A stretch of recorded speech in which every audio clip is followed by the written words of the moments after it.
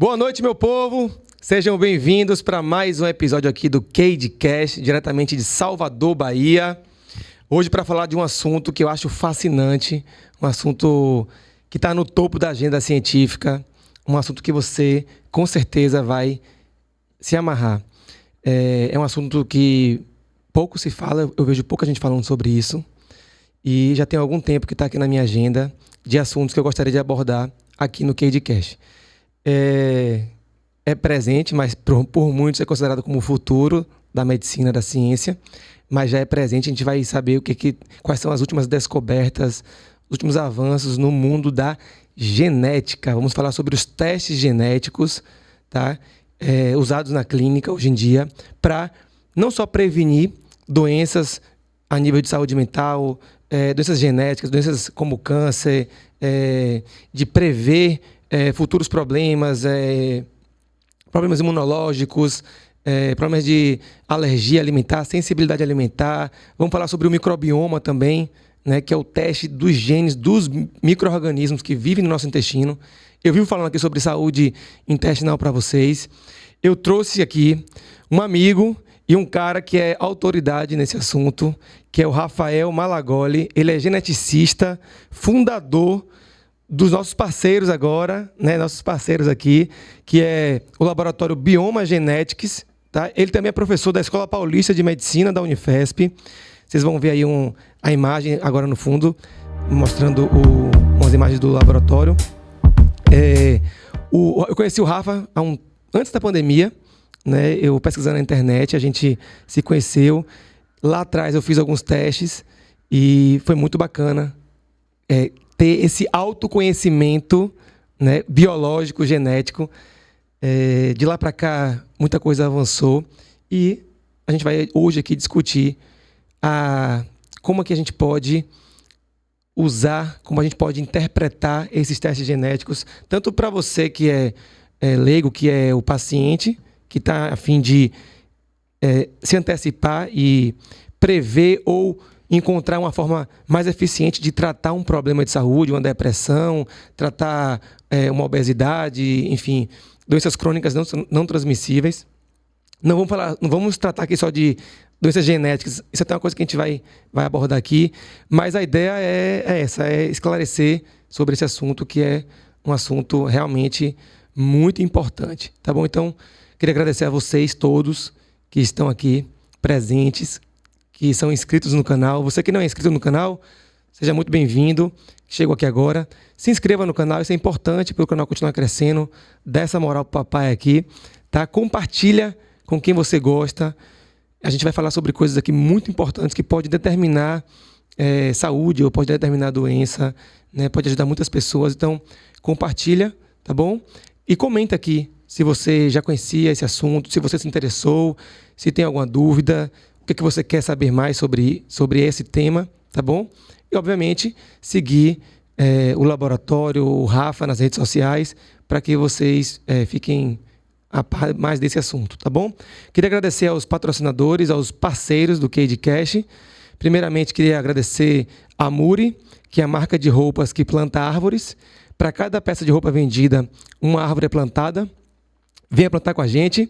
Queria agradecer também a Vero Brodo, que são os caldos de ossos, caldo de legumes, caldo de frango, caldo de feijão, suíno.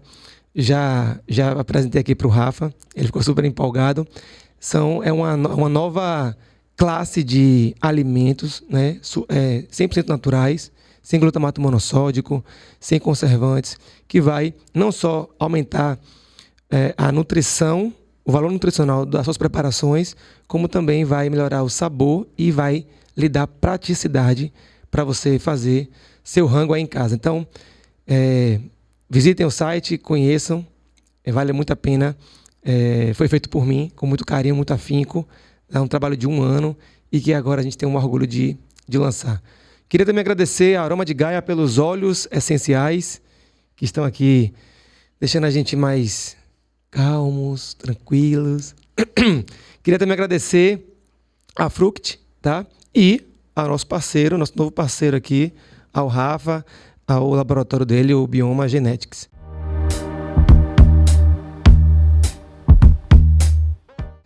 Vamos nessa, meu irmão. Vamos se aprofundar nesse tema. Eu tenho várias dúvidas, eu tenho várias curiosidades e desde que você falou que vinha aqui em Salvador, eu falei, vamos lá fazer a nossa entrevista. Você tem que ir no CadeCast. Rafa veio para dar um curso aqui para profissionais da área de saúde. Rafa, seja bem-vindo ao nosso CadeCast. Obrigado, Dani. Obrigado pela amizade. Tá aqui, são dois desfrutes ao mesmo tempo. Um é estar aqui conversando com você, falando de um tema que eu adoro, e outro é estar na cidade de Salvador, que, assim, não existe igual, né? Aqui não tem motivo para você... Você sempre arruma um motivo para vir para cá, né? Tem que ter motivo, Você veio para dar um curso aqui, foi, Rafa? Eu vim falar um pouco para profissionais médicos e nutricionistas, aí, profissionais da área de saúde. Vamos falar de genômica, vamos falar de testes genéticos para ajudar na saúde. Esses testes preditivos, como você disse aqui, explicou, né? Preditivos tanto de resposta terapêutica, como preditivos de aparecimento de doenças futuras, como testes que nos ajudam a tratar condições atuais, ou mesmo o paciente nem tem condição nenhuma, ele quer ter um desempenho melhor na academia, ele quer ter um desempenho melhor no esporte, ele quer ter uma performance melhor, ele quer olhar para a longevidade, e a gente consegue fazer bastante coisa olhando para a genética e olhando para a microbiota intestinal desses pacientes para a gente conseguir ajudar. Legal. Esse nosso desafio aqui vai ser falar sobre um tema que é tão complexo, né?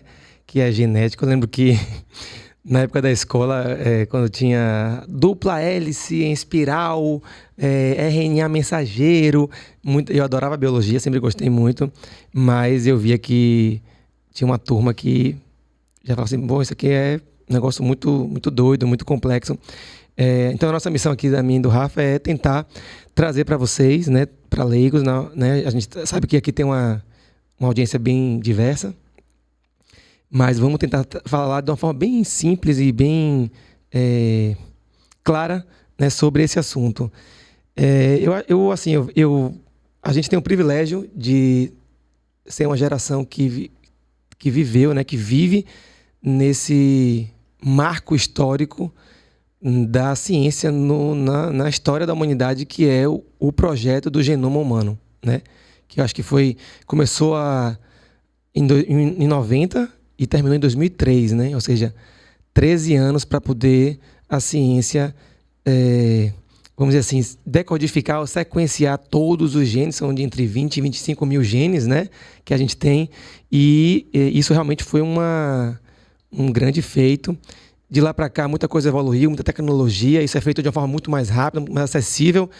Eu jamais imaginaria que isso pudesse estar a essa distância do paciente e da gente fazer um teste, poder encomendar, poder ser cuidado com esse nível de detalhamento. Então, se eu estiver errado, você me fala, tá? Mas a percepção que eu tenho de um teste genético é que a genética é nosso manual de instrução, vamos dizer assim, né? Cada um tem um manual de instrução. A gente funciona parecidamente, de um modo geral, como espécie humana, mas a gente sabe que temos algumas diferenças, né, que pode nos predispor tanto a doenças diferentes, como também habilidades diferentes, né? Então, por exemplo, a gente sabe que um atleta que tem um tipo de fibra muscular X, ele pode ter uma aptidão maior em ser um maratonista de longas distâncias. A gente sabe que um outro tipo de fibra muscular, predominantemente em certas pessoas, vai predispor a ele a ser, de repente, um atleta de força, de velocidade, de curtas distâncias. Eu, como vim do esporte, eu lembro que esse foi o meu maior interesse no início, né? Então, imagine hoje a gente, através de um teste genético, poder pegar um atleta de, 10 anos, de 12, 13 anos, e através desse teste genético já identificar, falar assim, esse moleque aqui, ele tem um tal tipo de gene, tal tipo de fibra muscular, um perfil X aqui, que tá com um cara que esse cara vai dar um bom velocista. Vamos já direcionar o treinamento dele para isso, assim como um teste genético, que é esse estudo da sua individualidade, né, da sua individualidade bioquímica, vamos dizer assim, genética, vai poder lhe dizer assim, ó, tá claro aqui nesse teste genético que você tem um risco aumentado de ter um câncer de mama, por exemplo. Então, o que a gente pode, através desse conhecimento que não se sabia antigamente, né? Não se tinha acesso, o que a gente pode, como conduta médica, nutricional, terapêutica, fazer para que você não tenha isso, né? Eu acho que é mais ou menos isso, né, Rafa? Com certeza. O que a gente vai tratar aqui hoje, né? Com certeza. Do assunto que você começou a falar sobre genômica, realmente começou no final dos 90 e início dos 2000, a gente estava falando demais de sequenciamento genético. Parece que é século passado. Os equipamentos que a gente usava na época, parece que é século passado. No final das contas mas nós estamos falando de 30 anos atrás, 20 anos atrás. Então, naquele momento, a gente estava identificando a sequência genética. Só que, naquele momento, a gente não sabia muito ainda o que fazer com aquilo. A verdade é essa, você tem a informação, ou seja, qual é a sequência do genoma humano? Essa é a sequência do genoma humano. Nós temos aquelas letrinhas lá, A, T, C, G, T, A, R, ácidos nucleicos. E vou fazer o que com isso, né? Hoje, a gente começou a entender o que fazer com essa sequência. O que fazer com cada alteração que a gente encontra. O que fazer com cada diferença entre indivíduos dentro da população. Aquilo se correlaciona com o quê? Então, quando eu pego a informação hoje do seu genoma, Daniel, como eu consigo te ajudar com aquilo? Então, eu posso dizer com bastante segurança que a era da genômica é agora. Não foi há 20 anos atrás, ela está começando agora, ela é presente e nós temos um futuro gigantesco pela frente. Porque agora a gente está começando a entender como, de fato, ajudar as pessoas com a informação que se produz a partir desses exames, né? Que é o que a gente faz lá na Bioma Genetics. Então, isso que você disse sobre o cara da performance esportiva, é isso mesmo. E tem um negócio muito interessante que às vezes a gente fala, putz, tem um gene X, né? O tal gene que está relacionado. O que a gente mais sabe hoje é que não tem um único gene. E essa é a grande dificuldade da genômica. A complexidade está aí, né? A complexidade está aí. São vários genes que produzem um fenótipo que a gente está pensando, que produzem uma característica. Então, quando a gente fala da fibra muscular, por exemplo, que vai conferir a esse cara resistência à corrida de longa distância, vamos supor, não é um único gene que está relacionado com aquilo.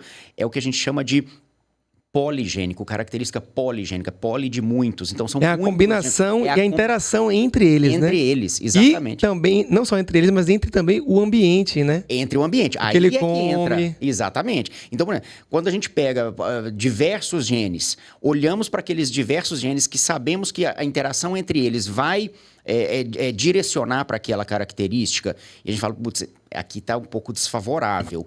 Como que eu consigo alterar o ambiente, que é o que você acabou de dizer, alterar o estilo de vida desse cara, o que ele come, como ele vive, o tipo de atividade que ele vai fazer, para dar a esse cara segurança na atividade que ele vai desempenhar e, por que não, conseguir performance, né? Mesmo que a genética seja desfavorável, mas a gente consegue modificar o meio ambiente. Mas é muito importante entender originalmente qual é a condição genética desse cara para você saber como conduzir, né? Eu acho que nesse caso do esporte, que é uma coisa que me fascina também, eu vejo como uma forma de você caçar talentos, né? Então, assim, qual é o talento genético desse indivíduo? Esse indivíduo aqui, ele tem aqui uma combinação de genes, ele tem um painel aqui que me mostra que esse cara, ele vai ter uma facilidade de ganhar massa muscular, ele vai ser um cara muito forte, ele vai ser isso. Então, vamos direcionar isso no universo do esporte. Eu queria que você falasse agora no universo normal, né? Das pessoas normais, que é a maior parte que está aqui assistindo a gente, que não são atletas, né? Saindo dessa parte de alto rendimento. Porque me veio na cabeça isso. Eu queria que você falasse, por exemplo, eu acho que o primeiro contato que a gente tem com o teste genético, pelo menos foi o que me veio assim mais claramente, é o teste do pezinho, né? Eu acho que todo mundo aqui já ouviu falar. Eu não sei de quando é que começou o teste do pezinho, mas eu sei que talvez seja o teste talvez mais importante quando a gente nasce. Acho que no 3º ou 7º dia de vida, a gente colhe uma amostra de sangue, né, do pé, e esse teste genético, que deve ser um teste bem, vamos dizer assim, bem antigo, né? Não tão tecnológico como os que são hoje. Queria que você explicasse isso. Aquilo ali, ele pode prever várias doenças que, às vezes, a criança não chega nem na vida adulta, né? Como fibrose cística ou fenilcetonúria, né? Enfim, doenças... Fala um pouquinho sobre esse teste do pezinho, né? E o que a gente tem hoje em termos de evolução desses testes genéticos iniciais. Sem dúvida. O teste do pezinho, eu sou fã, né? Quem não é fã, né? Porque importantíssimo, inclusive. Importantíssimo. E veio e ajudou quantas crianças com diagnóstico precoce para você conduzir, saber tratar, não colocar a criança em risco, né? E é exatamente isso. É um teste que a gente consegue tanto diagnosticar, né, quanto predizer complicações futuras lá na infância. Mas um painel pequenininho, algo para doenças direcionadas, e é aquela história, você só consegue enxergar naquele teste aquilo que você está procurando. Hoje em dia, na genética, você enxerga aquilo que você não está procurando. O que é o negócio? Hoje a gente consegue fazer rastreios imensos. Então a gente consegue olhar, pegar, por exemplo, um teste chamado exoma, né? Um teste que a gente faz um sequenciamento de todas as regiões codificantes, aquilo que produz, aquilo que está ativo no seu DNA, né? Que são partes de genes. E a gente consegue identificar num exoma diversas alterações que um paciente pode ter. Então, mesmo que ele não tenha nenhuma sintomatologia, que ele não traga nenhuma queixa clínica, nós conseguimos identificar alterações que pode acender uma luz amarela ou até uma luz vermelha, né? Chamar uma atenção importante para aquele paciente, para que ele possa levar uma vida saudável. Agora, temos outros testes, assim como o teste do pezinho, por exemplo, que a gente olha para genes específicos. A parte de oncologia, por exemplo, faz muito isso. Então, nós sabemos que existem genes. O caso da Angelina Jolie, por exemplo, é muito emblemático. Bom exemplo. Né? Fala sobre isso. O caso da Angelina Jolie é super emblemático. É um caso, ela tinha uma mutação num gene chamado BRCA2, né? Era uma mutação que conferia a ela uma chance importante de desenvolver câncer de mama. E ela tomou uma atitude, cara, assim, de tirar o chapéu para a coragem da pessoa, da atriz. Ela fez uma mastectomia bilateral radical. Então primeiro ela fez um teste genético. Primeiro ela fez o teste genético. Ela não teve nenhum sintoma, nenhum nódulo, nada. Ela não teve câncer. Ela se antecipou.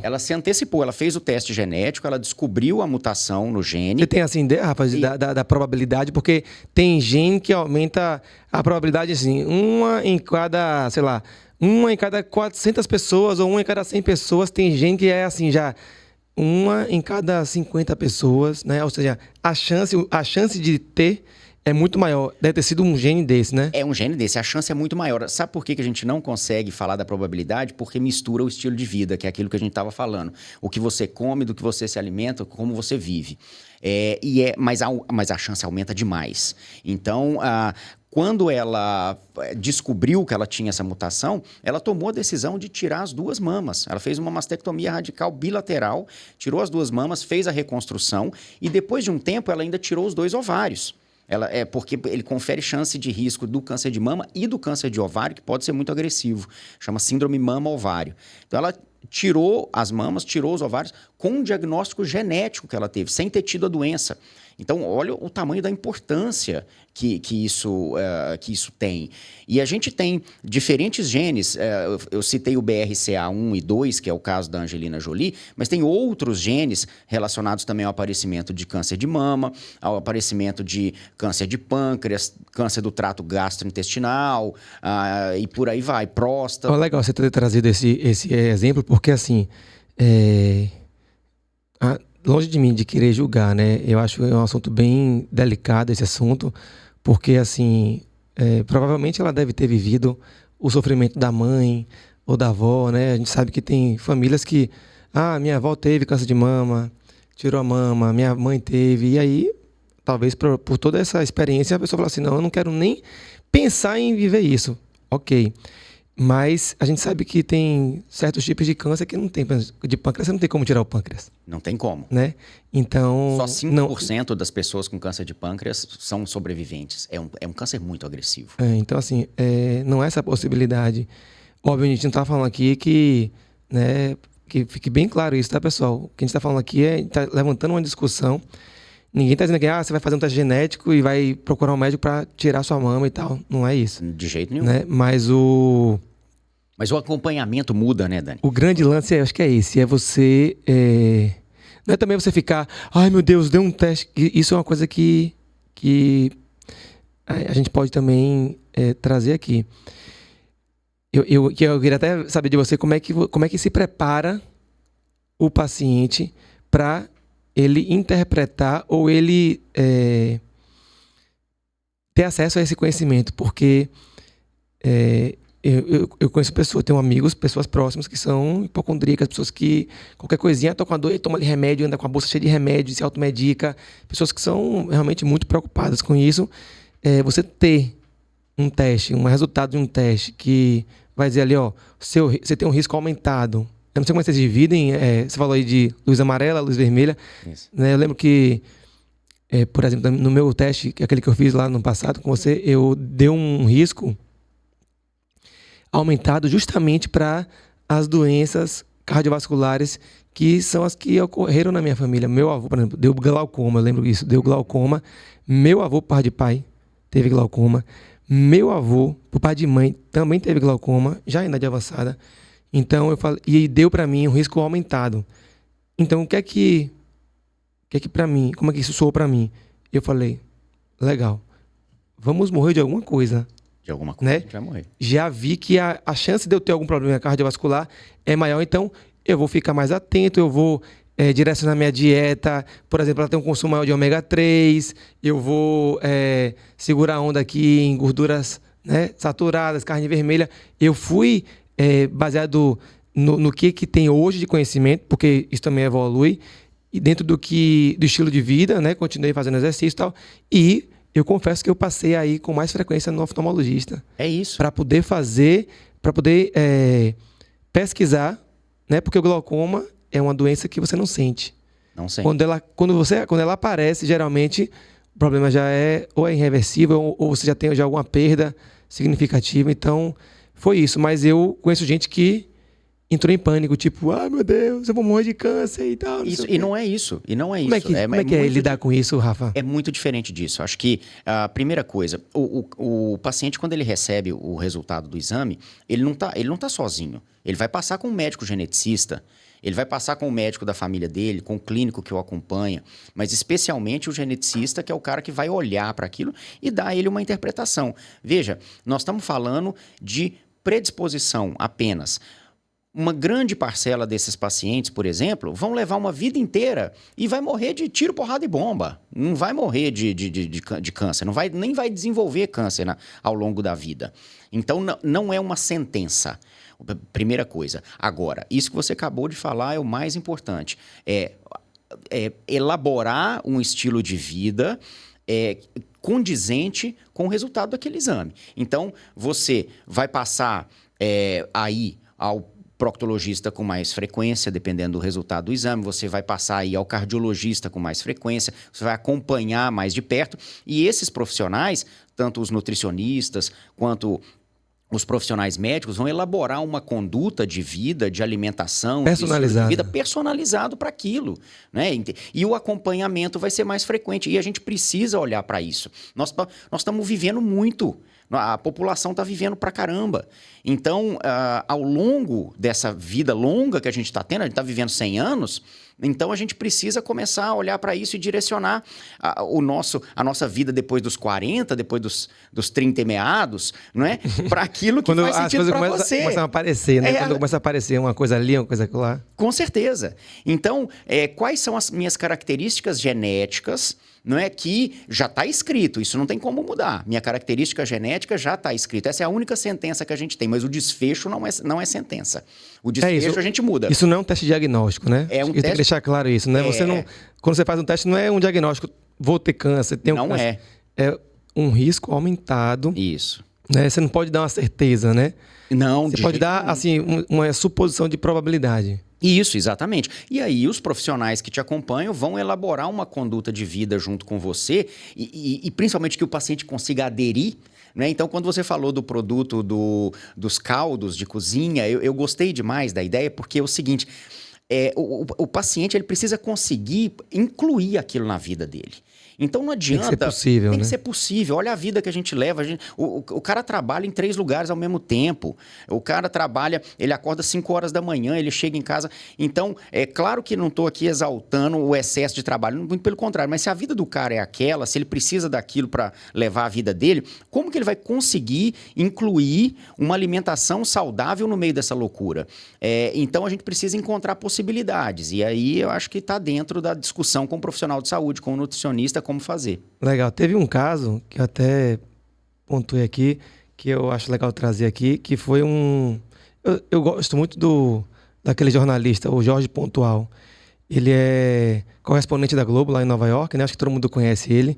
E uma vez ele falou ao vivo, eu tô até com a matéria aqui que eu baixei aqui, ó.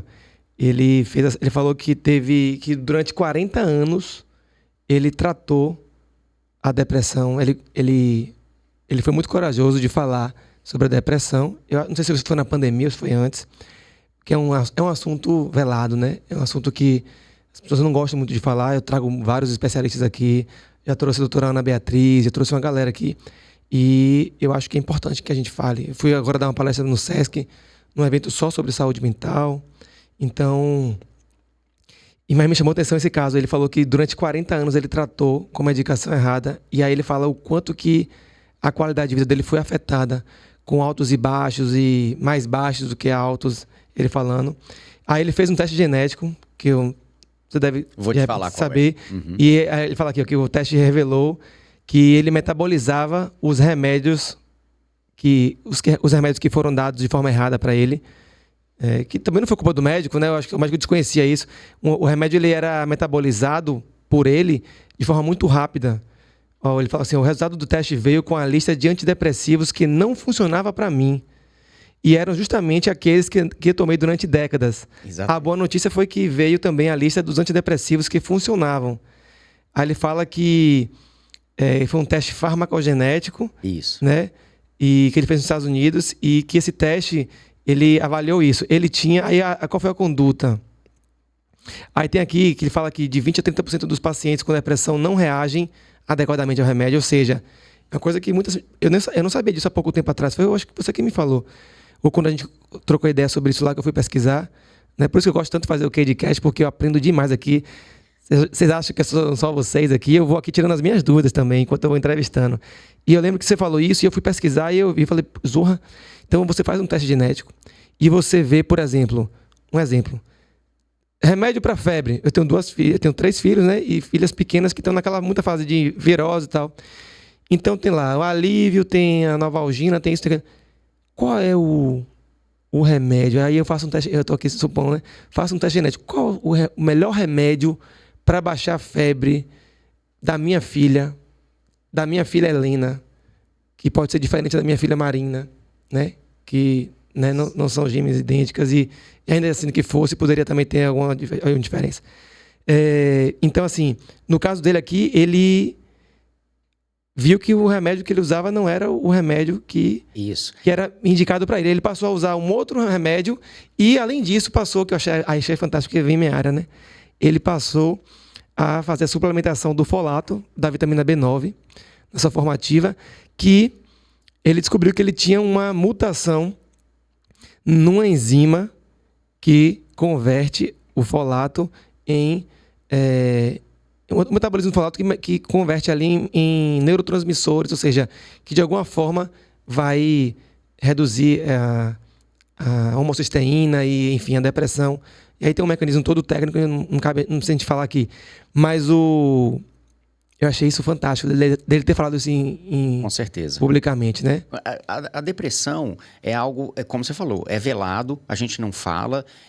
Quem tem, a maior parte não sabe que tem, não sabe que está em processo depressivo. E olhar e tratar a depressão é um negócio muito difícil. Imagina a dor do médico e do paciente. Vou te explicar uma situação. Você chegou, está com depressão, o médico diagnóstico de depressão, passou com um psiquiatra. O psiquiatra vai começar a tratar a sua depressão com algum medicamento psiquiátrico, qualquer que seja. Então, ele suspeita, é tentativa e erro, é tiro no escuro. Então, o médico vai te dar um medicamento antidepressivo X. Para ele avaliar a sua resposta a esse tratamento, se você melhorou ou não da depressão, é de 15 dias a um mês para ele começar a avaliar a resposta. Tanto da dose que ele começou, quanto do medicamento. Se não teve resposta, ele pode mexer na dose ou ele pode mexer no medicamento. E reinicia mais 15 dias, mais um mês. Não melhorou, o paciente não respondeu, vamos trocar o medicamento, vamos trocar de novo a dose. E aí, para avaliar a resposta, mais esse tempo todo. Então, muitas vezes, o médico ele conduz aquele paciente ao longo de meses ou anos para tentar acertar um medicamento e uma dose para o paciente e, às vezes, não consegue. Igual como aconteceu com esse paciente. Então, é muito difícil você... porque não é igual a Novalgina. Você está com dor de cabeça, você toma Novalgina, melhorou 5 minutos. Né? Ou qualquer analgésico, sei lá eu. Então, o medicamento o antidepressivo, que vai estimular a produção de neurotransmissores específicos, é muito difícil avaliar a resposta. Então, de pouco tempo para cá, surgiram os testes chamados de farmacogenômicos, que é esse que ele fez nos Estados Unidos. A gente tem esse teste, a gente faz no Brasil. É muito importante, que é a nossa empresa brasileira, viu, gente? Tem muita gente que manda... Essa eu ia perguntar. Tem gente que acha que manda para fora, né? A maioria dos laboratórios dessas empresas mandam para os Estados Unidos, para a Alemanha. O maior orgulho que eu tenho é de ser uma empresa brasileira e que nós fazemos todos os testes no nosso laboratório, no Brasil. E isso é um negócio muito bacana, porque não é comum, são testes muito complexos. A gente já tem tecnologia para isso. A gente tem tecnologia para isso, né? E tecnologia, conhecimento e gente bem preparada. O Brasil é muito rico nisso. Então, voltando ao assunto, esse é um cara que, quando fez o teste da farmacogenômica, o que o teste faz? Ele olha diversos genes desse paciente, ele faz o que a gente chama de cálculo de risco poligênico, ou seja, ele entende todos os genes que podem estar alterados na genética desse paciente e que, quando avaliados em conjunto, eles revelam a predisposição, a resposta a um determinado medicamento, a um determinado grupo de medicamentos. E a não resposta a um outro grupo de medicamentos. Então, você consegue, é o que a gente chama de predição de resposta terapêutica. Você consegue predizer a que medicamento ou a que grupo de medicamentos aquele paciente tem a maior chance de resposta. A gente faz isso na psiquiatria, como é o caso dele. A gente faz isso na oncologia, como é o caso da paciente, por exemplo, que tem câncer de mama, e a gente quer saber se ela vai ou não responder a uma imunoterapia chamada trastuzumab. Então, a gente avalia um determinado gene, chamado ER2 e tal, e dependendo da condição desse gene, ela vai ou não responder. E aí você coloca aqueles pacientes, tanto o paciente da psiquiatria ou o paciente da oncologia, para tomar aquele remédio. Nós temos que imaginar que não é só o custo do tempo, é o custo financeiro, é o custo do efeito colateral, do medicamento ao qual ele não responde. Então, o sujeito que entrou com um tratamento, com uma terapia ineficiente, ele tem dispêndio financeiro, de tempo, de vida, de efeito colateral, de efeito adverso. Então, a gente precisa saber, de fato, como tratar as pessoas. E a genômica já oferece essas respostas. A gente precisa olhar para isso. Legal. Eu vou tentar trazer aqui uma analogia, Rafa. Se eu estiver errado, tu me fale, tá? Que me veio na cabeça aqui agora. Que eu acho que o público que está tendo dificuldade de entender, ou que é mais leigo, vai, talvez, entenda com mais facilidade. O que a gente está falando aqui é o seguinte. O nosso corpo, ele tem ali uma fechadura, certo? E imagine que essa fechadura, para poder a gente resolver um problema, uma doença, né? Tratar, ou enfim, nesse caso é um tratamento, né? Vamos lá, vamos tratar uma depressão. Tem uma fechadura. O médico, ele tem uma penca de chaves. Ele vai testar essa chave, vai enfiar uma chave, vai tentar abrir, não vai abrir, aí ele vai pegar outra chave, vai enfiar, vai tentar abrir. Não vai. E ele pode ser aquele primeiro ele bota a primeira e acerte, né? Isso, é isso Pode ser mesmo. que ele bote na terceira, pode ser que ele faça um teste genético que vai dizer assim, ó, a chave dessa penca de chaves, a chave é essa. É isso. É isso? É Aí isso. ele bota essa chave, gira, abre e aquele problema ali vai ser... Vai ser tratado. Vai ser tratado. É É mais ou menos isso, né? É exatamente isso. Eu gostei Gostou? muito da analogia. Acho que eu preciso treinar para fazer esse tipo de imagem na minha cabeça para poder comunicar melhor. Ficou muito bom. Não, é doideira isso, porque minha cabeça pensa assim. Então, várias vezes, como eu tô acostumado a tentar descomplicar, né? A parte da nutrição também tem muita coisa complicada, né? Metabolismo, falar metabolismo, o que é isso? É difícil pra caramba. Eu, às vezes, eu chego pra minha funcionária, Moni, eu falo, Moni, você entende isso que eu falo? É. E aí a Moni fala assim, porra, Daniel, adoro, Moni assiste todo, dá um beijo pra Moni. Moni assiste todos os CageCasts. E eu fico muito feliz de poder tentar traduzir esse conhecimento, porque a audiência do CageCast eu chego lá no prédio dos motoristas, dos porteiros, do dono da empresa, tal, todo mundo entende. Então, acho que a comunicação...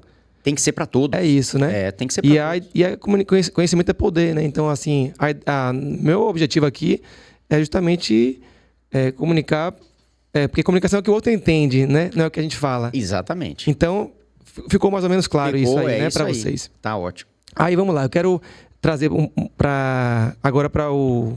Eu vi que vocês têm vários testes aqui. Fiquei bem curioso. Deixa eu abrir aqui o site de vocês. O site é o biomagenetics.com.br, né? Isso. A gente pode até botar na tela depois aí. Vamos lá. Eu estou vendo aqui que tem esse teste aqui de sensibilidade alimentar e intolerâncias. Adoro esse teste. Descubra quais dos 216 alimentos do nosso painel você é sensível. É isso, cara. Tem um negócio... Faça essa comparação desse teste com aqueles testes que tem cutâneos, né? Sei, o PPD, tá ótimo. Vamos falar disso, então. Eu gosto muito desse teste. Eu gosto muito desse teste pelo seguinte.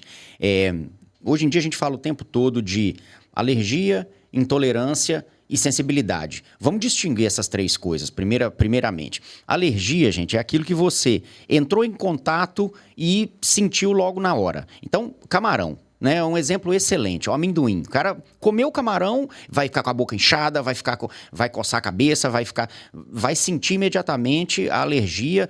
Picada de abelha. Picada de abelha. É imediato e é óbvio, né? Essa é a alergia. Vou falar de um jeito bem simples. A intolerância é uma doença metabólica, não é imunológica. Então, não produz a enzima. Então, a pessoa que tem intolerância à lactose, por exemplo, ele não tem lactase, ele não produz a enzima, ele vai passar mal, vai fermentar aquilo, vai dar ter diarreia, vai ter gases. Vai ter gases, tudo isso. Beleza, essa é a intolerância. A sensibilidade ou hipersensibilidade alimentar é um negócio muito de difícil diagnóstico pelo seguinte, é uma reação tardia e inespecífica. Então, por exemplo, castanha do Pará. O cara tem um outro anticorpo, chama IgG, então o cara tem uma sensibilidade à castanha do Pará. Ele come a castanha do Pará hoje, aí ele não tem nada. Aí passa amanhã, ele também não tem nada. No segundo, no terceiro dia, ele tem uma enxaqueca brutal e não sabe o que aconteceu. Por que ele não sabe? Porque em 2, 3 dias ele comeu mais um monte de coisa. Então, será que ele não vai lembrar que foi aquela castanha do Pará que desencadeou aquela enxaqueca, né? O sujeito toma uma taça de vinho hoje, ele não tem a enxaqueca agora, ele tem daqui 3 dias. Ou ele tem um efeito adverso intestinal também, tem uma diarreia, tem alguma coisa nesse sentido, uma alergia de pele, alguma coisa que vai ser tardia e inespecífica e que a gente tem muita dificuldade de associar com qual alimento foi, o que foi consumido. Justamente porque é tardia e inespecífico, não é no lugar onde ele, não dá na boca onde ele pôs o alimento, é sistêmico, né? Então, eu gosto muito desse exame porque ajuda a identificar qual é o alimento ao qual ele tem hipersensibilidade. Então, a gente olha para 216 alimentos. Claro que são os 216 alimentos que a gente mais come no dia a dia, né? Então, a gente pega lá 216 tipos de alimento, a gente usa uma gotinha de sangue, a pessoa faz na própria casa. Então, você entra no site, pode comprar o exame pelo site, pode comprar pelo WhatsApp. Mostra o exame aí para as pessoas. Tá aqui, ó. Então, nós temos aqui esse é o exame, Ó, essa vai chegar uma caixinha assim na sua casa. Você pode comprar pelo site ou pelo nosso WhatsApp, se você quiser tirar dúvida, você pode entrar e comprar o exame. Por exemplo, esse de sensibilidade alimentar. Aí chega uma caixinha assim, ó. Aí você abre e fica bem evidente, ó. É muito simples, a gente consegue... você tem um QR Code que você vai fazer a leitura pelo seu celular, vai preencher seus dados, e aqui tem a parte de coleta, que você vai abrir aqui esse compartimento, vai fazer sua própria coleta em casa, e aqui a parte de envio. Já vem com a logística reversa, você põe no correio, devolve, chega pra gente lá Você devolve essa caixa mesmo aí? Devolve essa caixa do jeito que tá. A caixinha é muito bonita, tem gente que tem ficado com a caixinha em casa e devolvido só o conteúdo. Então, você pode fazer isso também. Legal. Então, e aí você devolve com a caixinha, a gente faz o seu exame. Tem que refrigerar? Como é que é? Não tem que refrigerar, tudo temperatura ambiente, é muito simples e muito autoexplicativo, pode ficar tranquilo. E não tem também chance de a pessoa fazer errado, de contaminar? Não tem, porque a gente... Tem as instruções aí, né? Tem as instruções todas, não contamina, não dá nada. E aí, a gente faz o resultado, e o resultado é enviado por e-mail. Nesse resultado, vai aparecer se existe algum alimento que você tenha sensibilidade. Então, aí você deve pegar esse resultado e ir procurar um nutricionista para te ajudar a conduzir, né? A gente nunca recomenda ninguém tomar nenhuma decisão. É igual entrar no sozinho. Google, bota lá, doença de Parkinson, né? Porque alguém falou, você tá com Parkinson, toma tal remédio, a pessoa vai ler a bula, só infarta. Infarta, a pessoa, exatamente, vai fazer, não vai, e vai morrer de medo. Então, não é isso. Então, pegou o resultado, vai pro nutricionista para procurar o seu profissional de saúde para te ajudar a conduzir. Normalmente, o que acontece é tirar aquele alimento da dieta convencional. Tem gente que tenta reintroduzir depois de 3 meses, depois de algum tempo, mas assim, tem paciente que se sente tão bem quando tira o alimento, ele não sabia que era aquele alimento. Às vezes é um alimento que ele come sempre. Mas o cara melhora tanto de condição de vida que quando o profissional de saúde fala que vai reintroduzir, ele fala, não quero, não me faz falta. Eu estou muito bem sem ele, tipo, não quero nem tentar. Então, por isso que eu gosto muito desse teste. O que eu vejo assim, com os meus alunos, né? Eu tenho um programa de reeducação alimentar na internet já tem 3 anos e os alimentos que eu vejo que são mais clássicos é leite e o glúten, né? A farinha de trigo.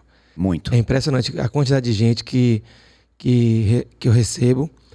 No início ali eu faço um detox e eu vou dar até a opção agora para eles para fazerem os testes, né? Porque tem muitos pacientes que preferem e que, enfim, querem ter uma noção mais ampla. Mas a gente já consegue ver ali que o leite... Muita gente convive com intolerância à lactose e não tem ideia. Fala, Daniel, eu tinha um bucho inchado, a barriga era inchada, eu achava que era gordura e tal. E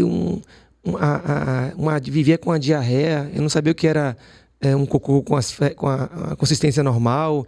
Ou então, Daniel, eu tinha uma constipação absurda, fui tirar o leite, também tem aquela beta-caseomorfina 7, que é uma proteína do leite, não estamos nem falando aí da lactose, que é o carboidrato, mas que também tem gente que tem uma sensibilidade a essa proteína, e aí já dá constipação, já é o contrário. Tem o glúten. É isso. E as pessoas não sabem, às vezes, que estão levando uma vida que podia ser muito melhor. Né? O cara tem esses sintomas, mas acha que a vida é assim. Né? E não é. A vida não é pra gente sentir dor, pra gente ter distensão abdominal, não é. Então, a gente tem que olhar para isso mesmo. E falando disso, tem o outro exame que ajuda muito, que a gente... É o da microbiota intestinal, né? Eu já ia perguntar isso aqui agora. Porque uma coisa está ligada à outra, né? Está ligada à outra. A microbiota intestinal, para mim, é um dos exames que eu tenho mais orgulho, porque a gente começou a empresa falando... Quando a gente começou a Bioma Genetics, a gente só tinha o exame de microbiota intestinal há 10 anos atrás. Era uma empresa que só tinha... A gente vendia isso na época e durante muito tempo a gente ficou falando sozinho nessa história. Gente, isso é importante, isso é importante. E aí veio a pandemia E aí vocês viram, não precisa eu dizer nada, só se fala de microbiota intestinal hoje, né? Então, aí a gente virou referência nessa área, ainda bem, vimos primeiro, né, que isso era importante, e hoje todo mundo está atrás desse exame e está se beneficiando demais. Basicamente, o que a gente faz com esse teste? O que é a microbiota intestinal? A microbiota intestinal é olhar para todas as bactérias que estão habitando o seu intestino, né? Aí, no caso, seria uma amostra de fezes? É uma amostra de fezes pequenininha, desse tamanhozinho, do tamanhozinho de um grãozinho de arroz, e que a gente consegue olhar para toda a composição bacteriana que tem lá. Então, o que a gente faz? A gente faz um sequenciamento, igual a gente falou de sequenciamento genético humano, a gente faz o sequenciamento genético dos genes das bactérias que estão lá. E com isso, a gente identifica quais bactérias estão presentes no intestino. E aí, a gente consegue olhar para um universo. Tem uma coisa muito interessante. Você falou no começo da nossa conversa aqui que a gente tem 20 a 25 mil genes. É por aí, 22 mil genes. A gente tem, cara, 4 milhões de genes de bactérias no nosso intestino. Então, veja, nós temos muito mais genes do que não é nosso, do que nosso. De seres que nos habitam, que esses genes estão lá.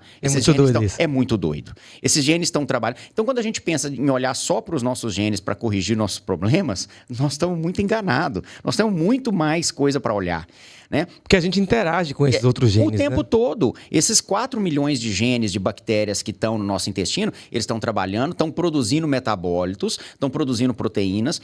Esse produto desses genes cai no nosso intestino, cai na nossa corrente sanguínea e vai agir na produção ou não de neurotransmissores, nas vias de sinalização inflamatórias. Então, se você é uma pessoa super resistente, pouco resistente, tem um sistema imune que te ajuda, que não te ajuda, questões metabólicas. Eu lembro, Rafa, de um estudo que eu vi recentemente, foi descoberto que tem um grupo de bactérias. Vamos classificar assim, né? Eu nem gosto de falar isso, mas bactérias boas. Mas é isso mesmo. Que produzem o GABA, né? Então, assim, uma bactéria produz um neurotransmissor que vai combater a ansiedade, vai modular os seus níveis de ansiedade ou depressão. Então, a relação da microbiota intestinal com ansiedade e depressão é uma relação direta, bem esclarecida, elucidada e evidente. Não há dúvida quanto a isso. Então, qualquer um vai falar, será que é mesmo? Não. A gente sabe que a gente modula a microbiota intestinal e pacientes melhoram de condições de ansiedade e depressão. Claro que cada caso é um caso, como o paciente vai ser conduzido é de responsabilidade do profissional que o acompanha. Não é só mudar a alimentação ou intervir ali na microbiota, é também integrar com a dimensão emocional, né, psicológica e tudo mais. Quando a gente olha, por exemplo, Covid. Acabou de acontecer. Então, são padrões, né, que a gente tem que olhar.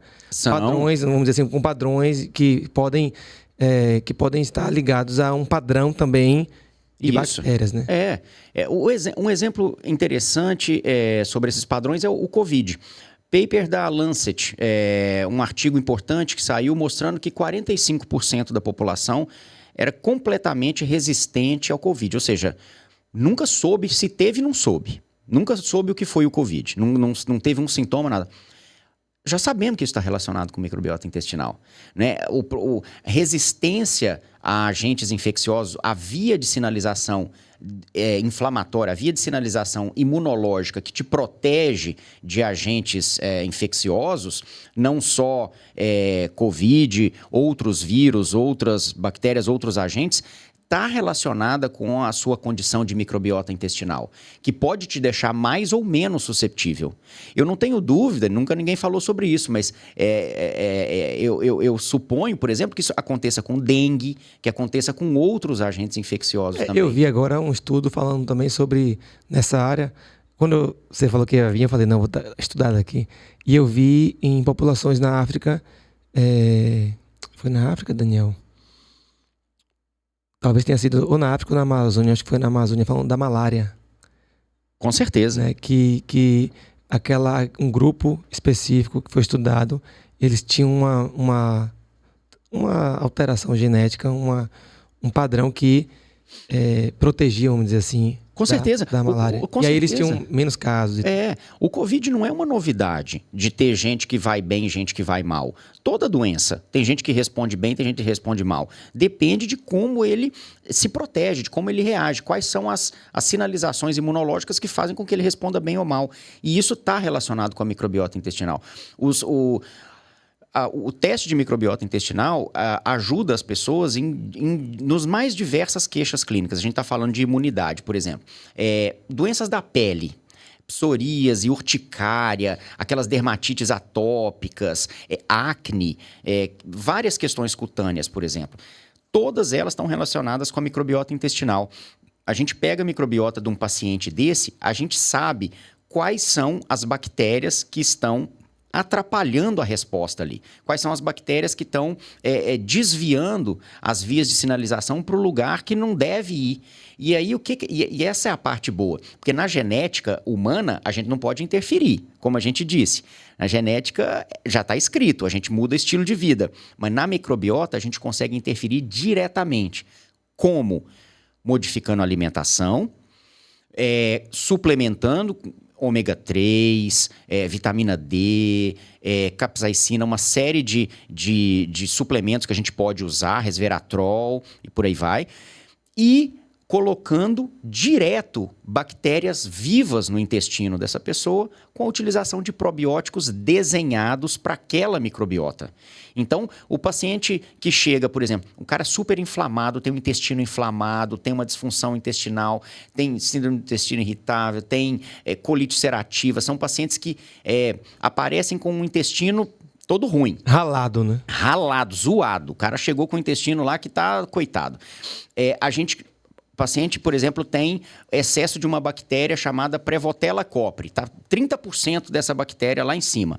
A gente fala, bom, e é uma bactéria pró-inflamatória, produtora de lipopolissacarídeos inflamatórios, tudo atrapalha todo o intestino do cara. O que a gente põe? A gente coloca no probiótico desenhado para aquele indivíduo bactérias que vão competir com essa que está atrapalhando o cara. É um mecanismo de competição. Então, a gente bota para bactérias que vão competir com aquela, ele vai reduzir o nível daquela bactéria rapidamente, é coisa de uma semana, e o sintoma melhora. Então, o cara tem melhora de sintoma intestinal, todo tipo, melhora de sintoma de ansiedade e depressão, melhora de sintomas alérgicos e doenças da pele, questões de autoimunidade, uma série de outras coisas, além de doenças neurodegenerativas.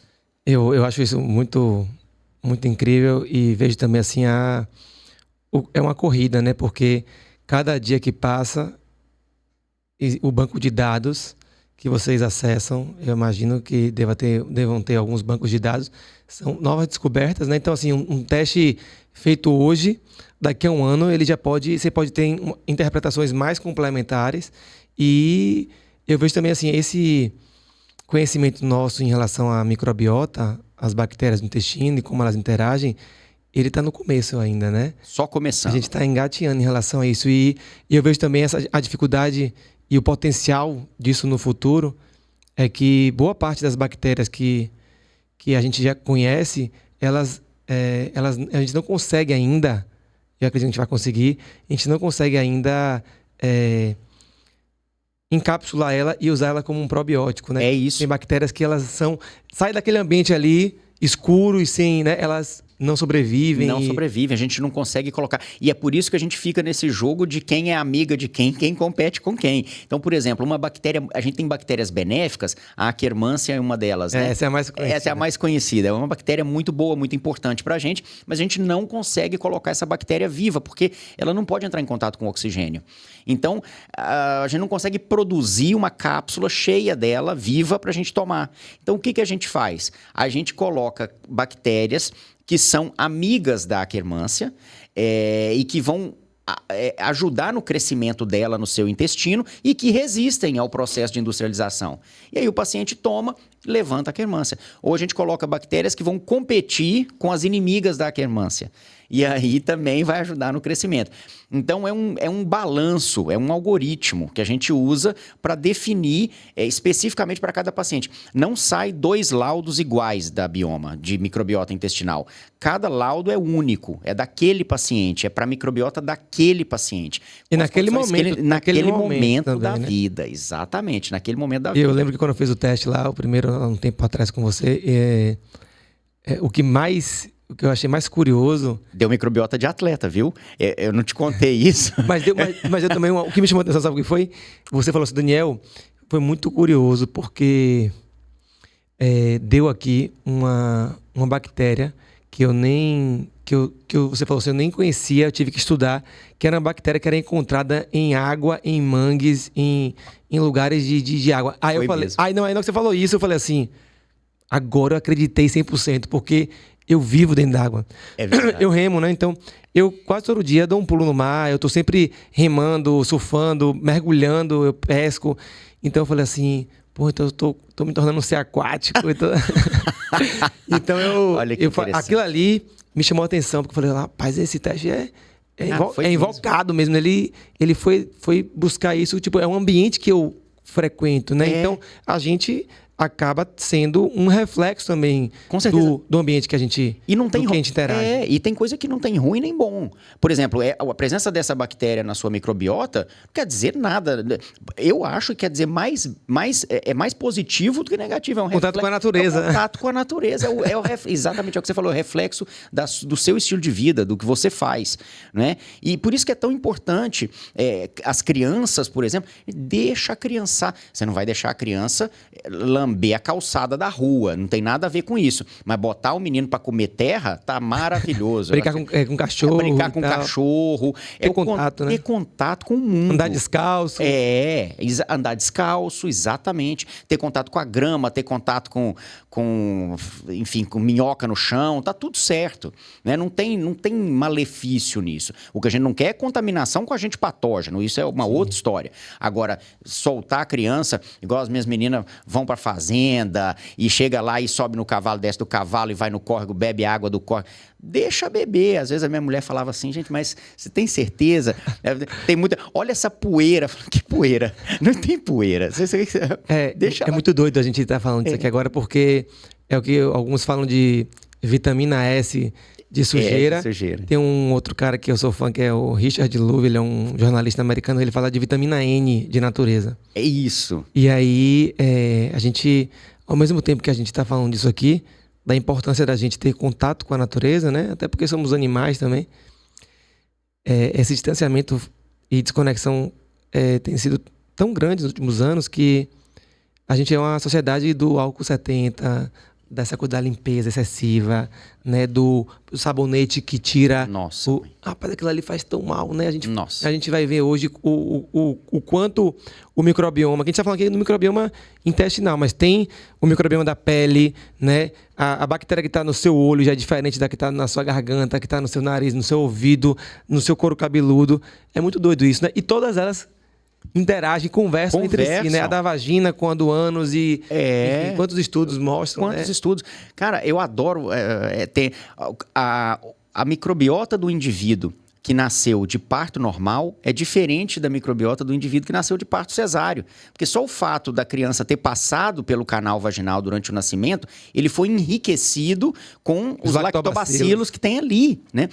Tem uma coisa tão genial, que foi um artigo publicado mais recentemente, que a gente viu que a microbiota vaginal, ela muda no último trimestre de gestação, cara. Primeiro trimestre é uma microbiota vaginal, segundo trimestre é outra. No terceiro trimestre, a mulher ela começa a secretar mais ácidos pelas glândulas vaginais, acidificando o pH, propiciando o crescimento de lactobacilos específicos, selecionando a bactéria que ela quer que colonize o filho. Olha que coisa linda. Eu lembro que eu vi que tem... Ele acho que é na Nature até, um outro artigo que ele fala que quando você faz a cesárea... Além do risco de você contaminar com bactérias que estão ali, né, no meio hospitalar, você tem uma predominância de Streptococcus, que é uma bactéria que está na pele. É isso mesmo, né? É exatamente e isso. Aí ele compara o que é que compara a criança sendo, vamos dizer assim, inoculada ou tendo contato com os lactobacilos e com os streptococcus, o quanto isso sinaliza para o corpo diferentes vias metabólicas e o que isso pode estar associado a problemas ou a uma condição de saúde melhor, menor, ou uma imunidade maior, menor. E depois vem o leite materno, que também tem essa comparação. Importantíssimo. Se a criança mama ou se a criança não mama, né? Porque hoje em dia a gente tem cada vez mais uma predominância de fórmulas. De fórmulas infantis, isso. Que é estéril, né? Exatamente. Exatamente. A criança que nasce de parto cesáreo, ela ainda tem a chance de corrigir a microbiota no aleitamento materno. Sim. Ainda tem essa tem estudos chance. que mostram também que depois de alguns anos, isso não é uma coisa que é irreversível. Não é irreversível, melhora. Aí, já na fase adulta, adolescente, adulto, que a microbiota já está formada, então é uma microbiota que tende a te acompanhar pelo resto da vida. Tanto é que a gente modula a microbiota intestinal com o uso de bactérias, de probióticos. Se você para de tomar, ela tende a voltar para a conformação original, né? E tem algumas coisas interessantes também na microbiota que a gente consegue pela assinatura de microbiota, ou seja, pela proporção de bactérias que são encontradas ali, predizer aparecimento de doença futura. A gente já fala de Parkinson, que foi esse último artigo que saiu. Então, uma bactéria específica que, quando presente de forma abundante, correlaciona com o aparecimento de Parkinson no futuro. E assim como outras doenças, como diabetes tipo 2, esclerose múltipla, tireoidite de Hashimoto. Então, algumas doenças a gente consegue predizer, não são todas, tá? São algumas. A gente só trabalha com aquilo que é absolutamente provado cientificamente. Então, a gente já sabe que algumas doenças podem aparecer. E aí, o que é o importante? É identificar essa assinatura quando o paciente ainda não tem a doença, para a gente tirar o paciente dessa assinatura a partir da modulação da microbiota. Tira essa assinatura do cara. A gente vai conseguir impedir o aparecimento da doença? Quem sabe? A gente vai precisar fazer um segmento de 30 anos aqui desses pacientes para saber se a gente vai conseguir. Agora, eu não quero arriscar. E se você não impedir, agora, o que a gente sabe que a gente consegue é diminuir fase aguda, aumentar tempo de remissão. Os pacientes que eu mais gosto de acompanhar são crianças do transtorno do espectro do autismo. Isso que eu ia lhe perguntar aqui agora. Cara, essa molecada voa. Aumentou muito, né? Se você for estudar, você vai ver que tanto o diagnóstico, né, como a frequência, né, a ocorrência tem aumentado muito. É impressionante, assim como eu tenho aqui já umas 6 pessoas que já me veio na cabeça de amigos próximos, né, que têm filhos do espectro. E queria que você falasse sobre as novas pesquisas sobre isso e se tem como, através de um teste genético, porque a gente sabe que quanto mais cedo você diagnostica, melhor para o tratamento, né, para você aplicar aqueles protocolos, né, do Denver, existem outros também. Fala um pouco sobre isso, porque eu tenho aqui uma aluna que me mandou aqui, eu estou aberto aqui o Telegram, o grupo dos meus alunos, e tem uma mãe de um menino que é do espectro, suporte 1, acho. E ela falou, Daniel, fala sobre isso, porque eu tenho estudado muito sobre isso. Com certeza, eu adoro acompanhar essa molecada, eu acompanho os pacientes, porque para mim é um aprendizado diário, como você está dizendo. Primeiro, a gente consegue ajudar. Hoje, o diagnóstico do transtorno do espectro do autismo é basicamente um diagnóstico clínico, né? É um grupo de especialistas que, por características clínicas do paciente, você consegue dar o diagnóstico, né? Colocá-lo numa categoria dentro do transtorno, dentro do espectro do transtorno. Porém, hoje, um dos exames que a gente faz, que é o exoma, a gente consegue olhar para o DNA completo, para o genoma completo, não é completo, mas a parte que interessa, né, expressa do paciente, a gente consegue levantar alterações genéticas que corroboram, que são condizentes e ajudam no diagnóstico. Então, essa é a parte genética. A gente pega uma saliva da criança, né? Um raspado de bochechinha, e a gente sequencia tudo e nós vamos conseguir ajudar os especialistas a fechar o diagnóstico com as alterações genéticas encontradas. Esse é um ponto. Então, isso é muito bacana. A gente tem feito demais lá esse tipo de exame, chamado exoma. Por outro lado, quando a criança já tem o diagnóstico, tanto pelo exoma quanto o diagnóstico clínico, na hora de conduzir essa criança, a gente faz o sequenciamento genético da microbiota intestinal. Então, olhar para as bactérias que compõem aquele intestino ajudam demais a criança no metabolismo do glutamato. E a gente sabe que as crianças do espectro autismo, elas têm normalmente uma disfunção intestinal importante, tem distensão abdominal, tem constipação, não consegue fazer cocô, tem muitos gases. São seletivas. São super seletivas. Só quer comer tal coisa. Exatamente. Inclusive, isso é um dos pontos que é usado no diagnóstico, né? Um dos outros, das dezenas de outras coisas, parte comportamental. Da parte comportamental. Eu lembro que eu, como sou muito curioso, essa minha aluna mesmo e vários outros pacientes que eu já atendi no consultório, eu perguntava, né? Como é que ele come? Como é que ela come? Isso. Ah, Daniel, só come tal coisa. E tem que ser assim, assado. E se tirar isso, é um sacrifício. Então, isso foi até importante para mim, assim, no nível de compreensão, porque a gente quer, às vezes, forçar a criança, ou às vezes, a gente não profissional, mas os pais, né? Ou quer ir por um caminho, tipo assim, de tentar várias estratégias, quando às vezes é uma coisa que é mais fácil você modular através de um outro mecanismo, ou seja, talvez através da microbiota, e você ter, vamos dizer assim, uma aceitação ou uma flexibilidade maior do que você ir diretamente na comida, querendo apresentar de formas diferentes e querendo e quando isso não é tão efetivo. Né? Com certeza, com certeza. E quando a gente modula a microbiota, essa molecada, os pacientes, eles melhoram. Eles vão... o paciente, primeiro, você diminui o desconforto intestinal. Então, o paciente sai além de ter o transtorno, ele tem uma questão intestinal importante que atrapalha, que causa dor, que causa incômodo. Então, ele já fica agitado, ele já fica agitado, ele já fica com um comportamento diferente, às vezes mais agressivo, mais impetuoso, por causa do desconforto intestinal que ele está passando, fora do transtorno. Então, quando você leva ele, além do conforto intestinal, pela modulação da microbiota intestinal com o uso de probióticos específicos, né? Então, além da modulação intestinal, você tira o desconforto e ainda ajuda na modificação da produção de neurotransmissores, na diminuição de ansiedade e depressão. Esses pacientes diminuem as características arquetípicas, diminui aquelas fases agudas, melhora a socialização, melhora o aprendizado na escola.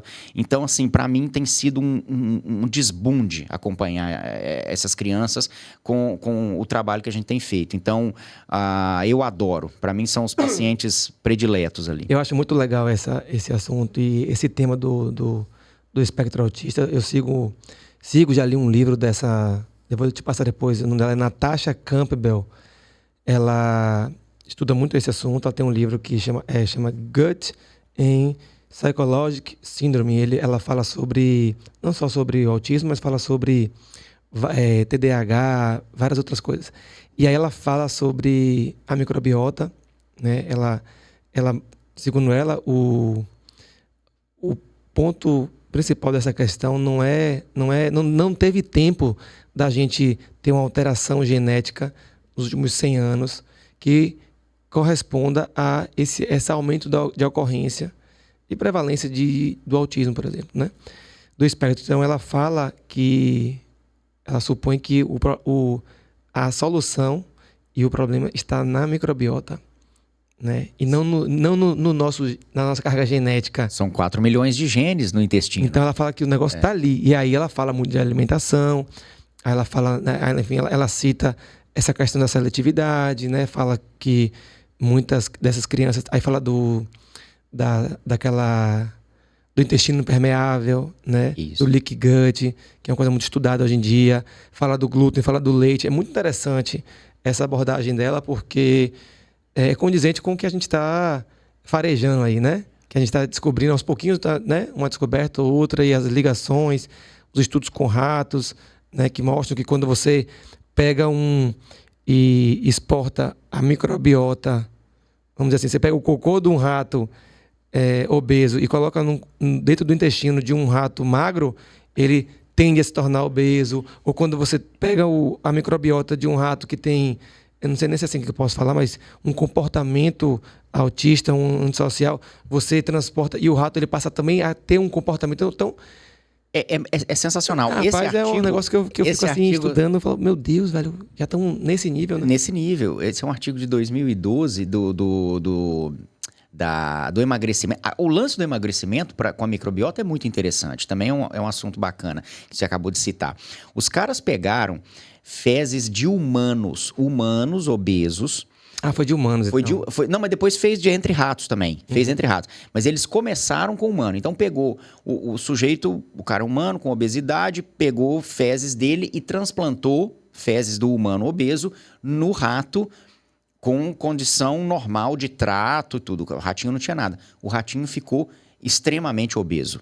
Então, no artigo mostra a foto, o ratinho ficou enorme, assim, o dobro do tamanho do outro ratinho que não recebeu. Passa a ter mais apetite, enfim, ele vai... Mais apetite, ele come... E veja que a ração era a mesma.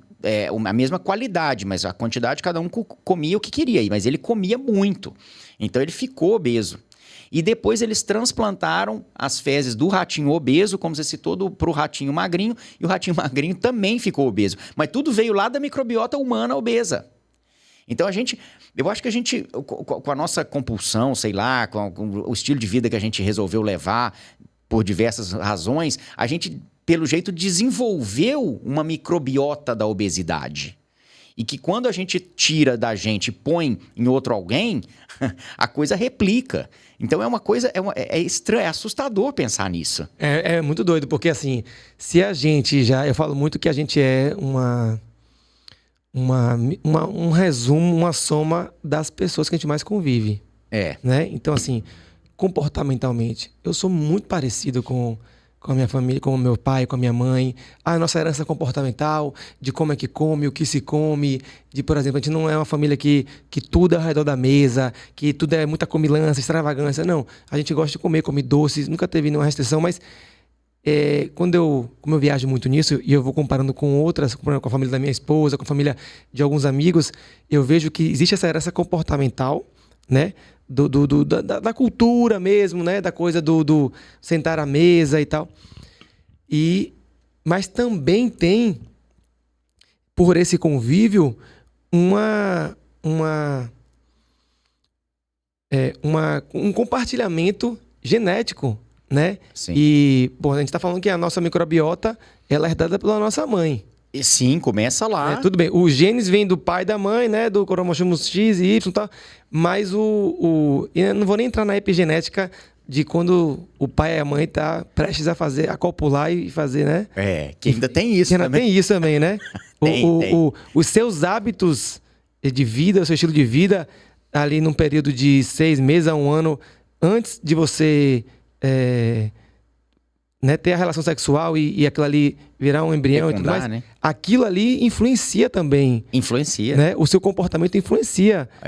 Eu tenho estudado isso também. Então, aí beleza, aí você nasce com essa carga genética do seu pai e da sua mãe, mas além disso, você também tem a carga genética do ambiente que você frequenta. Se você, por exemplo, nasce e vai morar com sua avó, sem dúvida. Ou vai morar em outro lugar, né? Por algum outro motivo.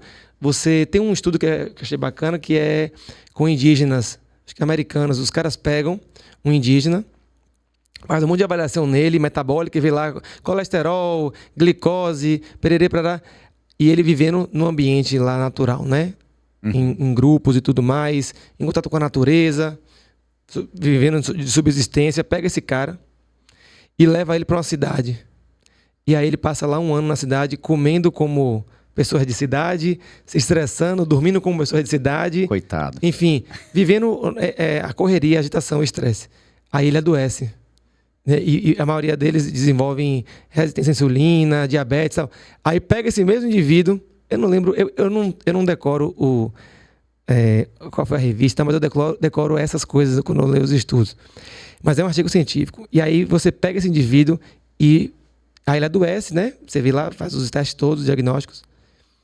Pega esse indivíduo, leva ele de volta para lá. Aí ele volta a viver na sua comunidade, no seu ritmo, com aquelas comidas, com aquele sono, se expondo ao sol, enfim, vitamina D, naquele padrão. Aí ele volta vai ficar bom. Né? Então, assim, além do ambiente, tenho certeza que ele, quando a gente interage, né, a gente vai também trocando, né, esses microbiomas, essas genéticas, essa microbiota, e a gente vai tendo... Com certeza, o convívio familiar... Manifestando isso. O convívio familiar tem esse intercâmbio de bactérias. Você pode saber que tem algumas bactérias que vai ter só em você. Nós vamos repetir o teste agora, vai ter coisa que vai ter só em você, vai ter coisa que vai ter só na sua mulher. Mas vai ter coisa que vai ter nos 5. E que vão aparecer em comum. Sempre tem, porque no convívio familiar isso tem esse intercâmbio de bactérias. Isso é muito interessante. Compartilha a mesma água, compartilha, almoça junto. Almoça junto, e tudo. E todo mundo que convive ali naquela casa. Funcionários beija, abraça, pega e tal. O que, inclusive, é muito rico. Nós estamos falando de variabilidade genética. No final das contas é isso, né? Não a sua, mas a que te habita. Sim, sim. Né? Um outro teste que eu achei curioso aqui, Rafa, que você falasse também, é o de saúde. O que você chama de saúde sexual? Estou vendo aqui que tem no site. Aqui é saúde sexual. Colete e amostra na privacidade da sua casa. Assim... Ah, tá. Esse teste de saúde sexual é um teste bacana que a gente começou a trazer pelo seguinte.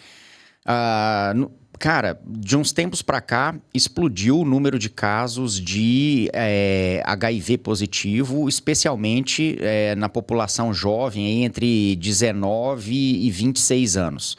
Então, assim, eu que sou da época, eu que vivi os anos 80, né? A gente acompanhou a campanha que foi feita com camisinha, com tudo, aquela época. Isso desapareceu, né? Então, assim... na época foi reconhecido mundialmente. Né? Não, o Brasil o Brasil é modelo em prevenção e tratamento no programa HIV/AIDS do governo federal. Então, assim, isso aqui, o que nós fizemos aqui é modelo até hoje. Então, tanto nas campanhas de prevenção educativa, quanto no tratamento oferecido pelo SUS. Então, um trabalho que sempre foi feito pelo Brasil aqui, brilhante. Porém, essa parte de comunicação, de educação sobre o uso de preservativo e tal, isso diminuiu muito comparado com o que era, né? Hoje a gente praticamente não vê. Tem algumas campanhas durante o carnaval, mas ainda é muito tímido comparado com o que já foi. E aí, agora surgiram novos tratamentos, na verdade, drogas preventivas, os PrEPs que o pessoal usa para poder fazer sexo sem camisinha e tudo mais. Mas existe pró e contra para tudo, né? Sim, existem os riscos. Os riscos o risco pode não ser o mesmo, mas ainda existe um risco. Ainda existe o risco. E... o que aconteceu é que uma quantidade enorme subiu muito a quantidade de transmissão de agentes do HIV especificamente. Porém, a gente não olha para HIV aí nesse teste. Porque o lance é que, junto com a transmissão do HIV, a gente não pode esquecer que existem outras ISTs, doenças, infecções sexualmente transmissíveis, né? Como sífilis, eu tô vendo aqui o HPV, tem um HPV também, né? Que é um vírus importantíssimo. Que causa muito câncer de... Fator causal. Útero, praticamente não existe câncer de colo de útero. Não existe... Gente, isso é um negócio impressionante. Veja, não existe câncer de colo de útero HPV negativo. HPV é fator causal do câncer de colo de útero. Então, olha o tamanho da importância da infecção desse agente viral.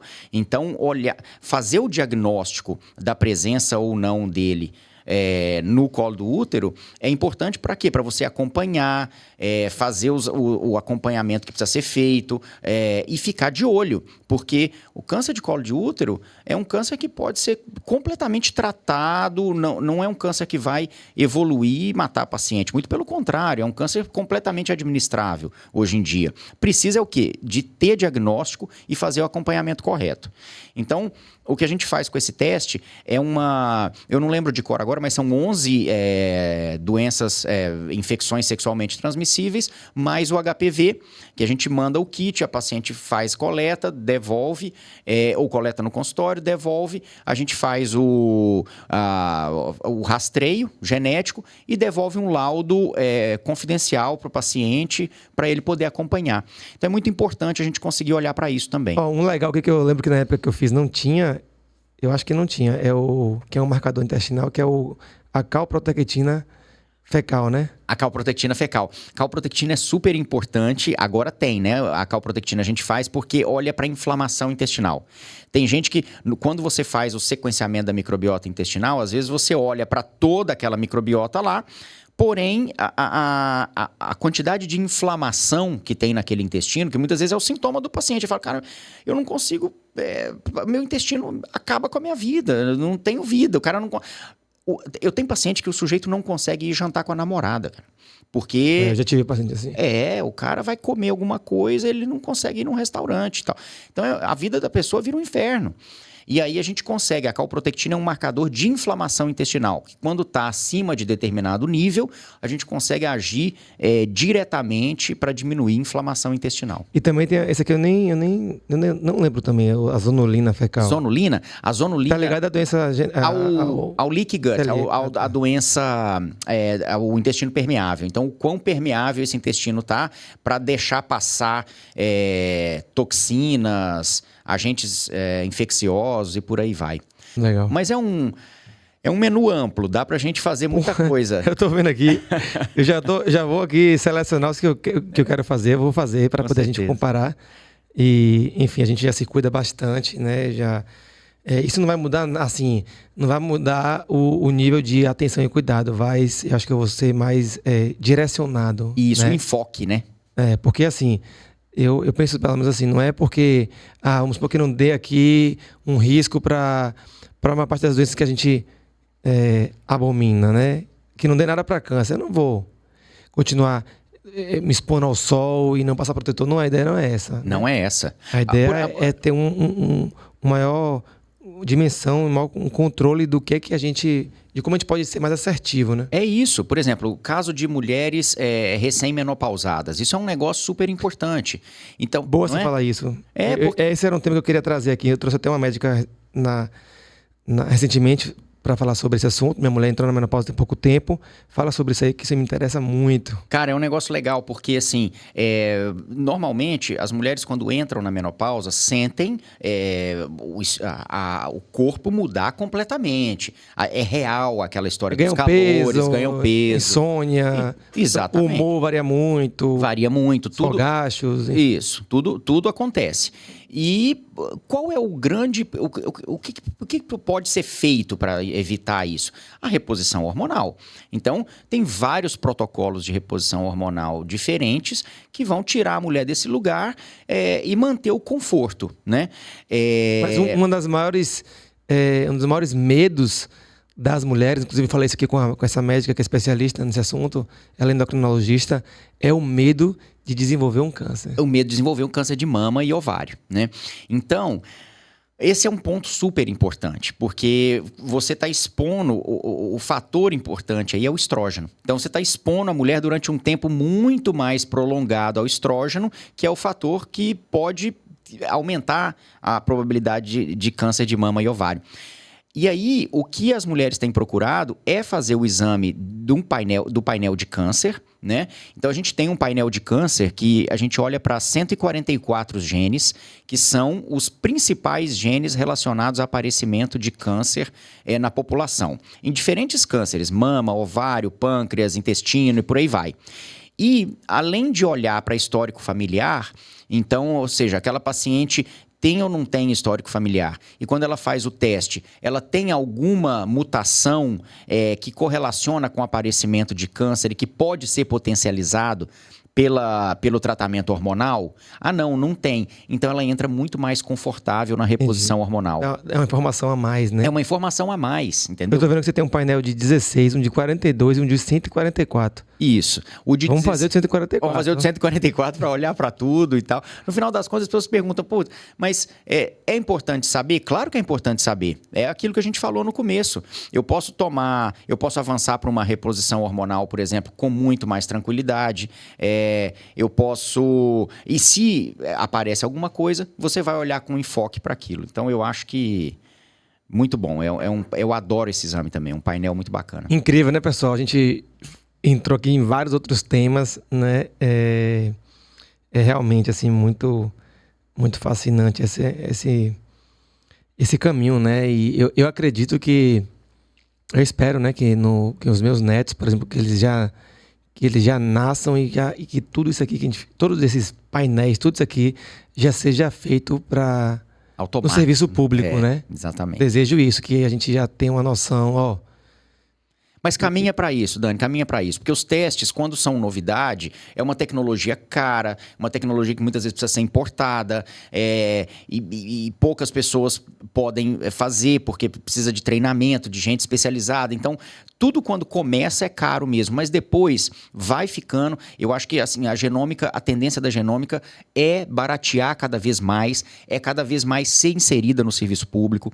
Muitos desses painéis já estão no hall da ANS, da Agência Nacional de Saúde, e podem ser reembolsadas por planos de saúde já. Legal, então isso sabendo. Já é um avanço. Então, e isso entrar pro hall, para a prática do SUS, eu acho que é uma questão de tempo. Tudo isso vai ficando cada vez mais democrático. E é isso que a gente está tentando fazer aqui, tornar a genômica democrática para a população. Legal. Rafa, você tem mais alguma outra coisa que você queira falar? Tem 1h30 já de papo aqui, eu adoraria ficar falando aqui mais tempo, mas eu acho que a gente conseguiu trazer um pouquinho de cada coisa. Não, acho que a gente conseguiu trazer. Falamos de adultos, crianças, falamos do esporte, falamos do intestino, que é uma coisa que fascina tanto eu quanto você. E seria bom, eu vou fazer os testes, tá? Vou pedir para você deixar os kits e tudo mais, vou fazer lá em casa com todo mundo. E aí eu vou depois querer que você me ajude a interpretar isso, certeza, né? Eu não tenho muita experiência ainda. E vou trazer depois os resultados. Isso. Vou mostrar para as pessoas. Eu acho que, se você permitir... Com certeza. Eu acho que vai ser importante isso, sabe? E a gente entender, saber a outra etapa. Né? E aí, o que eu faço com isso aqui? Né? Exato. Como é que eu faço para poder mudar minha alimentação? Em que direção? Eu acho que isso é uma coisa também... É um mercado bem bacana para os nutricionistas, né? Que querem... ter um diferencial, né? Sair um pouco da caixa. Eu acho que é uma área que, se eu estivesse ainda no consultório, né? Atuando no consultório, eu estaria fazendo isso aqui, porque é muito... dá gosto, né? Você botar uma caixa de ferramentas em cima da mesa. Nossa, né? Ajuda muito. E trabalhar com todas elas, né? Ajuda muito no manejo do paciente, né? O manejo do paciente é o grande desafio do dia a dia do profissional clínico, né? Então, é isso. Deixa um recado aqui. Eu queria convidar todo mundo.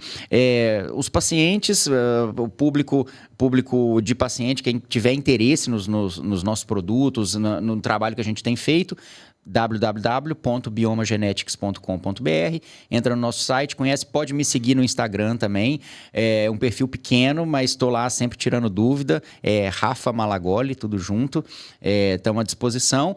E para os profissionais de saúde, médicos, nutricionistas, que quiserem trabalhar conosco, quiserem trabalhar com os nossos produtos, podem nos acessar no nosso próprio site, tem o canal para o WhatsApp, pode nos chamar no WhatsApp, pode nos chamar pelo Instagram, Bioma Genetics, pelo direct. Nossa equipe vai entrar em contato com você para explicar como a gente pode trabalhar junto, como a gente pode ajudar você, nutricionista, médico, no manejo dos seus pacientes, na utilização dos nossos exames para conseguir conduzir seus pacientes. Então, estão todos convidados e estamos à super disposição aqui com vocês. Obrigado pelo papo, obrigado por assistir. Pessoal, eu queria agradecer a todos vocês que ficaram aqui até o final, né, que estão sempre presentes aqui no KidCast, as minhas queridas alunas e alunos do Missão Possível. Queria lembrar para você que ainda não é inscrito no canal, isso é importante para o canal continuar crescendo, para que mais pessoas tenham acesso a esse conteúdo de forma gratuita. Né? Quanta coisa a gente aprendeu aqui hoje, quanta coisa a gente pode compartilhar e ajudar as pessoas que a gente gosta, que a gente conhece. Então, quando você se inscreve no canal, isso é um voto para que o YouTube entregue mais esse conteúdo, para que o canal ele tenha uma maior audiência. Então, é só isso que eu peço de você, tá? Dá essa moral, curte, compartilha e escreve aqui nos comentários o que você achou, se você tem alguma sugestão, se você queria que eu trouxesse o Rafa de novo aqui para falar sobre algum outro tema, né? A gente falou aqui, passando assim, né? Vários em vários assuntos, mas a gente pode também se debruçar sobre um assunto só. A gente nem falou da cardiologia, mas também tem muito teste, né? Tem cardiologia, enfim, todas as áreas, todas né? as áreas. Então, é isso, tá bom? Agradecer também aos patrocinadores e parceiros do CageCast. Queria agradecer a Muri, que é a marca de roupas que planta árvores. Para cada peça de roupa vendida, uma árvore é plantada. Queria agradecer a Aroma de Gaia pelos óleos essenciais. Queria agradecer a Vero Brodo, né, pelos os caldos de ossos. E vocês precisam conhecer isso, tá? Tá muito legal. Vocês vão me ver cada vez falar mais sobre isso. E tem várias receitas aqui no canal. Agora mesmo que a gente está no inverno aqui, né, tem esse friozinho. Aqui na Bahia não faz muito frio não, mas a gente... Qualquer vento que bate diferente, a gente já bota uma sopa, já faz um caldo quente. Então, os caldos eles podem ajudar muito num estilo de vida de alimentação saudável, né? Eu estou sempre compartilhando aqui. Dá uma passada aí pelo canal, que vocês vão ver bastante coisa. Sigam o Rafa, né? Aos profissionais, eu acho que vale muito a pena para você incrementar a sua prática clínica, né? Você ter essa ferramenta. Quando eu estava no consultório, eu cheguei a prescrever e foi bem legal um trabalho. É um plus, né? Eu acho bem importante e traz aí, né, elucidação para uma série de questões. Espero que vocês tenham gostado. Queria agradecer de novo ao Rafa, né, ao laboratório, o Bioma Genetics. Contem comigo aí, viu, Rafa, para quando quiser divulgar qualquer coisa, quiser... qualquer novidade, qualquer reviravolta que Daniel apareceu agora aqui, tem um negócio que, né, vamos trocar também artigo científico que eu sempre busco me atualizar e isso aqui também é uma forma da gente se atualizar. E sucesso aí, meu irmão, maravilha, na sua cara. caminhada, obrigado. Seu trabalho, viu? Valeu. Bom curso para você. E é isso, pessoal. Espero que vocês tenham gostado, tá? Escrevam aqui o que vocês querem que eu fale aqui, quem é para eu trazer aqui, qual assunto que a gente vai atrás e vai buscar. Assim como a gente buscou o Rafa e vários outros. Tá bom? Muito obrigado e até a próxima. Tchau, tchau. Fechou?